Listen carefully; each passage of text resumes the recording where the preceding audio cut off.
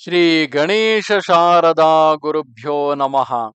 Sinduraruna Vigraham Trinayanam Manikyamaulispurattaranayak Shekharam Smitamukhim Apinamakshuruham Panibhyamalipurna Ratna Chashakam Raktotmalam Bibhratim Saumyam Ratna Ghadastha Rakta Charanam Dhyayet Param Ambikam. Welcome to all for this session on Lalitopakhyanam. In the previous part, we have seen the fierce battle between the Shakti army and the army of Bhandasura. Initially, Durmada and Kurunda, the two mighty brothers, were killed, and later they were followed by five great commandants under Karanka and other four commanders with 100 Akshohini army with them, but they were all slain along with their Sarpini Maya by Nakulishwari Devi. And then came seven great commanders with 300 Akshohini army with them, like Balahaka and others. They caused a great havoc in the Shakti army with their divine powers they obtained from Sun God and others. However, at the end, Tiraskarini Devi, the bodyguard of Dandanayika, Varahi Devi, so Tiraskarini Devi blinded all the seven commandants and then she killed their entire army along with those commandants, putting an end to the war that is happening so far. And then Hayagriva Muni continued to tell the story. O Mahamuni Agastya, Bhandasura, with his conviction of the inferiority of mere women shattered now, began to scheme for the downfall of Lalita by fair or by foul means. He therefore called a meeting of his confidential chiefs, including the Yuvaraja Vishukra and also Vishanga, who came eagerly, for they were all stunned by the defeat of their mighty warriors and were ready to carry out any daring scheme, mantra, or jantra that may be formulated in their confidential concourse against Lalita and her hosts of Mayavic Shakti damsels. Bhandasura, sighing deeply like unto mighty king of snakes, addressed them thus. Alas, what was fate in store for us? What is our destiny to be? Are the Suras now to excel us? How is it possible for so many of our capable and mighty warriors to perish at the hands of damsels? Shame on us! It cannot be otherwise than the inexorable hand of fate or destiny. Whatever may be that destiny, it is not meet for us to anticipate defeat and grovel before these women. Why be they stronger and more wily? Let them be greater masters of Maya. We shall fight to the end, whatever that end may be. Self effort has many a time won against blind fate. So then, let us devise ways and means of surmounting the present crisis and change the course of war in our favor. Let us not be idle, or idleness spells the disaster. Fate and fortune always favor the active men who spares no effort to gain his end and leaves no stone unturned. For failures do not discourage him but serve as stepping stones to mightier ventures. At in spite of all the efforts of man, he is but a plaything in the hands of collective destiny or destiny of nations. Have we not heard how fierce fate had made beggars of princes and vice versa? How people with long life had become short lived? How brave warriors had suddenly been rendered cowards. This broad universal scheme of things may not be changed by individual effort.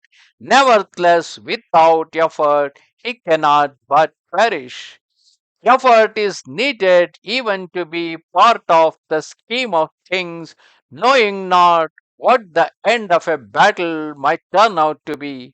It is but meet that each side should strive for success and put forth the utmost effort. Therefore, undaunted by previous failures, let us plan a new one for sure success, remembering that we are dealing not with an ordinary damsel, but with a great force which has been capable of withstanding and overcoming our great Sarpini Maya and bright Stambhana gaze of the Kaikasas, not to speak of the hundreds of Akshohinis that have been vanquished by this strange damsel. We have thus far not succeeded in a straight war. I've sent spies and learned something very useful to our future plan of action. I have learned that Lalita's chariot is stationed at the extreme west of our Shakti host, who have advanced already far east and south so as to be able to fight with us without disturbing their queen. She has only a few Shakti damsels around her as bodyguards. It is our plan now to get to the rear end to reach her unobserved by her armies and capture her unawares after slaying her few attendant Shaktis. I considered Vishanga to be capable of putting this scheme into action. He can move unseen and unobserved by the enemy. He can take with him the very best 15 chieftains with their 15 Akshohinis. Lalita has no armies behind her to protect her on the western side. The few that stay in her presence can be easily disposed of by our able generals, and Vishanga is the most capable one to accomplish this task. He can move unnoticed and reach the back of the Shakti armies most skillfully and dexterously, and succeeded in capturing the queen of the damsels. So saying, he addressed his younger brother thus: O brother Vishanga, use your powers to make invisible yourself and those you take with you. Take 15 chieftains with their 15 Akshohinis. Lalita alone is our prize. She is the queen and prime mover against us. With her capture, the very bottom will fall off the support of her many armies and Shakti hosts. Just as the lotuses in the pond shrink up with the setting of the sun, so will these Shakti damsels shrivel up the moment their queen disappears. Listen to this again. To the west of the entire Shakti armies and separated from them all is a mighty pearl of the chariot, 10 yojanas in extent with four mighty wings and bearing high Ananda Dhwaja. In the mid of this chariot at the top resides the greatest beauty of all time, a young damsel of 16 years. Go there soon, direct to her, at getting hold of her flowing tresses, return to me with your prize, while your 15 chieftains engage her attending Shaktis in battle and vanquish them. If necessary, slay her on the spot. This is the only means of getting rid of her. Take now with you these 15 great chiefs with their 15 invincible Akshohinis. I shall call their names out for you. Dhumanaka, Dirgajihva, Kumbeka, Hulumulla, Palkasa, Palkivahana, Pulkasa, Pundaketu, Chandrabahu, Kuppura, Jambuka, Jambukaksha, Jambhana, Krishnashringa, Akantaka, Chandragupta. These are the 15 chieftains who were sent along with the Vishanga. Go now unseen with these heroes and attack the unarmed Lalita from her back unaware and return with success. Seeing Vishanga proceeding thus with the intent to subdue Lalita by foul means, the bright sun suddenly grew dim for shame and hastened to the west to hide his head. No sooner had the sun hidden himself behind the western hill, that means by evening, by Western Hill, than the lotuses lost their consciousness and swooned with lowered heads. Which beautiful bride can lift up her heads and look on her handsome husband when he is being forcefully taken away from her by another stronger hand? When the trunk of a tree is cut, then how then can the leaves survive? During the first day of the war, while Rakshasa hosts were fighting a losing battle, dusk and darkness had come to their rescue.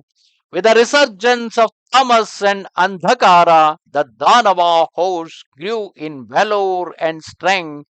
So now, as darkness reigned supreme, inviting the Danavas to war, strong in their Maya prowess, Vishanga led his 15 chiefs and their hosts unseen with daggers and swords unsheathed. Damanaka and his colleagues and hosts dressed in black with arms and shields black too, mingled in the inky blackness of the night and followed Vishanga with great expectations of capturing Lalita, the queen herself. They wore dark armors with pointed spikes against their chests and dark visors to hide their faces. Not a war drum was sounded. Silence reigned supreme in the darkness. Not a movement of theirs was discernible or audible. Maneuvering north of the Shakti hosts, Vishanga and his associates intended to march west of them and reach behind Lalita unprotected by any armies. They planned to attack her chariot suddenly and unawares and unseen by the attendant Shaktis. They left Shunyakapura by the western gate, moving stealthily without the slightest noise in the deep darkness. They passed through the Lalita's hosts and armies unseen by any of them and reached the back of Lalita's chariot. The chariot resembled the mountain Meru and was protected by a large number of exceptionally beautiful damsels. It shone effulgent in the surrounding darkness and scattered bright scintillating rays all around. On top was an umbrella of pearls, and under it a maiden of dazzling beauty and attractive beyond description. She was brilliant like a thousand rising suns. She was facing east towards her armies and was surrounded by other equally beautiful damsels, serving her and keeping her company. Vishanga desired to capture her himself, so he ordered his colleagues to invade the chariot and attack the damsels therein.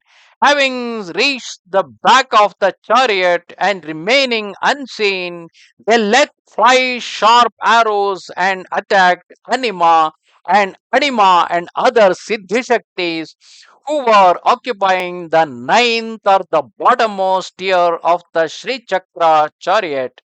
These Siddhidevata Shaktis were taken unawares and unprepared for battle, and they suffered grievous injuries for a moment.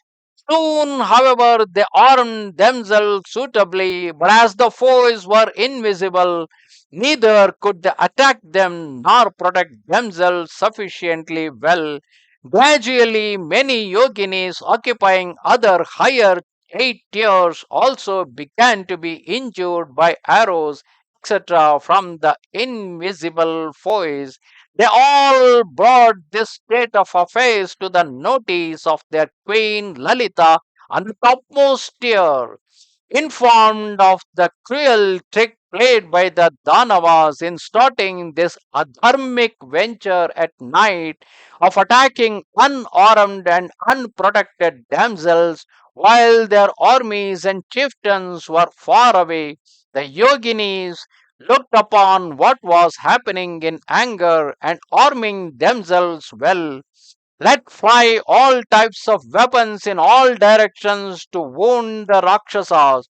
While this was going on, Bhandasura sent Kutilaksha with 10 Akshohinis to engage Lalita's army in the west so that they may not be able to turn around and go to the help of their queen who was herself being attacked. Thus, in this way, while the Devi's army on the front was attacked by Kutilaksha to keep them engaged, while from behind Vishanga with 14 chieftains was directly attacking the Shree Chakra Raja. As Rakshasas grow stronger by night, the battle at both ends in front and at the back grew in magnitude, and the damsels were having the worst of it. The Danava chief, not satisfied by injuring the yoginis on the several tiers, now aimed his deadly weapons against the topmost point of the chariot with a flag and brought it down to the earth.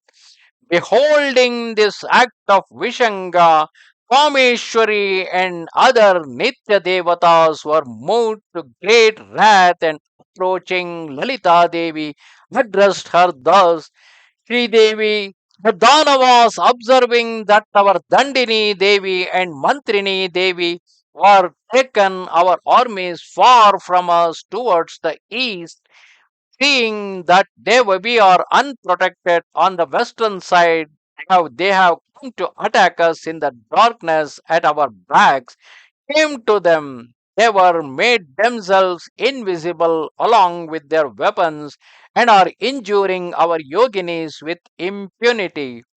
If you would permit us, we Nityas will proceed and put an end to their pride and valor in a moment. Wow!